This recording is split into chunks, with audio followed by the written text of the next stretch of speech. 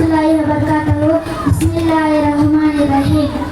இன்றைய பெற்றோர்களுக்கு பெரிதும் சவாலாக இருப்பது குழந்தைகள் வளர்ப்பாகும். அந்த குழந்தைகளை அல்லாஹ் குர்ஆனில் பல இடங்களில் அருக்கோடைகள், வெறுப்புகள், அன்பளிப்புகள் என்று பல வார்த்தைகளில் கூறுகிறார்.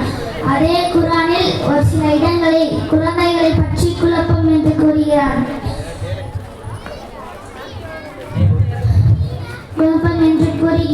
ஹதீஸில் வருகிறது, நாளை மறுமை நாளில் குர்ஆன் ஓதி மனம் செய்த எல்லா குழந்தைகளின் பெற்றோர்களும் அழைத்து சூரியனை விட ஒளியாக இருக்கும் கிரீடம் தலைக்கு அளிக்கப்படும். இப்பொழுதும் அந்த குழந்தைகளின் அவர்கள் பெற்றோர்களுக்கு அருக்கோடையாகவும் வெகுமிக்காகவும் வளர்கின்றனர்.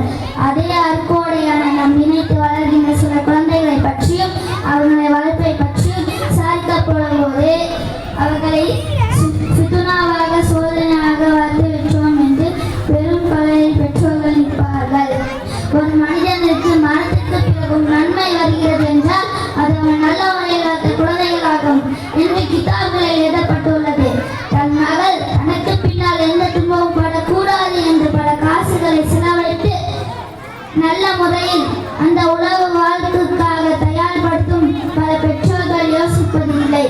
இந்த உலகம் இல்லை, மறு உலகம் இருக்கிறது, அதிலும் தன் மகள் துன்பப்படாமல் வாழ தயாரிக்க வேண்டும் என்று பின்னால் வருத்தப்பட்டு தலையை கை வைத்து அழுது குழம்பும் பெற்றோர்களிடம் போய் கேட்டால் தெரியும். நம்பி